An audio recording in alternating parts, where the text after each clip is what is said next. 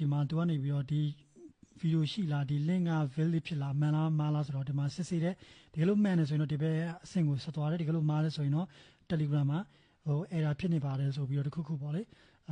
သူကနေပြီးတော့အကြောင်းပြန်ပေးတယ် okay ဒီကလို့မှန်တယ်ဆိုရင်ဒီဘက်အလုပ်တွေဆက်လုပ်တယ်ဘယ်လိုလုပ်လဲဆိုတော့ဗီဒီယိုတွေကို download ဆွဲတယ်နော်ပြီးတော့ကျွန်တော်တို့ရဲ့ဒီ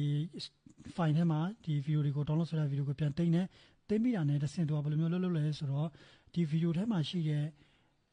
အကြောင်းအရာကို AI ဒီ Gemini ကနေပြီးတော့ဘာသာပြန်ပေးတယ်ဘာသာပြန်ပြီးတော့ script ရေးတယ်ရေးပြီးတာနဲ့နော်ခဏစောက်ပြီးတာနဲ့သူကအဲ့ထွက်လာတဲ့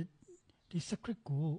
သူကနေပြီးတော့ text to speech ကိုပြန်ပြောင်းပေးတယ်အတန်ပြန်သွင်းပေးတယ်ပေါ့ okay အတန်လည်းရပြီ video file လည်းရပြီဆိုရင်လည်းအခါမှာဆိုရင်သူကဘာလုပ်ပေးလဲဆိုတော့အတန်ရဲ့ video file ကိုသူကပြန်ပေါင်းပေးတယ်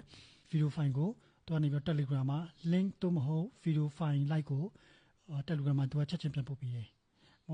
ဗီဒီယိုတစ်ပုတ်ထွက်ဖို့အတွက်ဆိုကျွန်တော်တို့အချိန်အများကြီးပေးနေရတယ်ဗျဆိုတော့ဒီမှာဆိုရင်ဒီလိုဒီ execute flow ဆိုတဲ့ button လေးကိုနှိပ်လိုက်တာနဲ့ဗီဒီယိုတစ်ပုတ်ချက်ချင်းထွက်လာတယ်ခဏလောက်စောက်ပြီးဆိုတော့ထွက်လာတယ်ပေါ့ပြီးပြီဆိုရင်ဒီမှာဘယ်လိုဆက်လုပ်လို့ရလဲဆိုတော့ကျွန်တော် TikTok ပေါ်မှာတင်မယ်ဆိုရင် TikTok API နဲ့ချိတ်ဆက်ပြီးတော့ဒီမှာဆက်ပြီးတော့သွားလို့ရပါသေးတယ်ဆိုတော့ဒါကတော့ကို့မှာဒီလုတ်တက်တယ်လို့မျိုးအများကြီးလုပ်လို့ရပါတယ်ဒီလို workflow တစ်ခုချိချင်းအဖြစ်အချိန်ကုန်လဲတက်တာမယ်တခြားသော AI tools တွေဝယ်သုံးတဲ့အခါမျိုးမှာဆို subscription fees တွေရှိရဲအဲ့လို fees တွေလည်းရောနေသွားတာမျိုးဖြစ်နိုင်တယ်ဆိုတော့ဒီလိုမျိုး workflow တွေကိုဖန်တီးနိုင်အောင်ကြိုးစားလို့ရပါတယ်เนาะ YouTube မှာလည်းကြည့်လို့ရတယ်ဒီလို workflow နဲ့ပတ်သက်ပြီးတော့သိချင်တာမျိုးရှိလဲဆိုလဲ comment မှာရေးခဲ့ပြလို့ရပါတယ်အားလုံးကျေးဇူးပါမင်္ဂလာရှိသောနေ့လေးကိုပိုင်ဆိုင်ကြပါစေ